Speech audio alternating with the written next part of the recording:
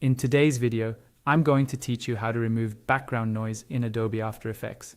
If you've ever recorded a video and then noticed an annoying hum, fan noise, traffic rumble, or a harsh hiss in the background, this tutorial is for you.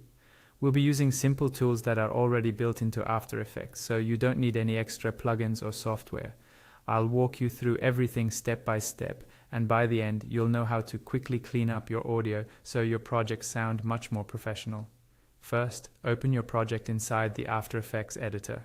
Make sure the composition that contains your audio is active and locate the audio layer you want to clean up in the timeline. This might be a voiceover, a screen recording, or audio from your camera. It's a good idea to solo this track, or at least mute other audio layers so you can clearly hear the changes you're making. Next, select that audio layer by clicking on it once. With the layer selected, go up to the top menu and navigate to Effect, then down to Audio and choose High-Low Pass.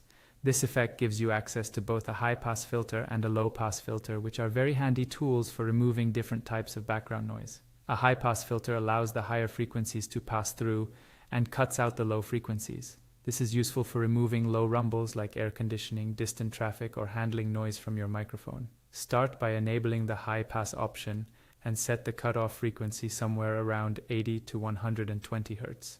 Then play back your audio and adjust the cutoff higher or lower until the low rumble is reduced without making your voice sound too thin or unnatural. A low-pass filter does the opposite. It lets the lower frequencies through and cuts out higher frequencies. This is great for dealing with high-pitched hiss, electrical noise, or sharp background whines. Turn on the low pass option and set the cutoff somewhere in the higher range, maybe around 8 to 12 kHz to start. Again, play back your audio and move the cutoff until the hiss is reduced, but your audio still feels clear and bright.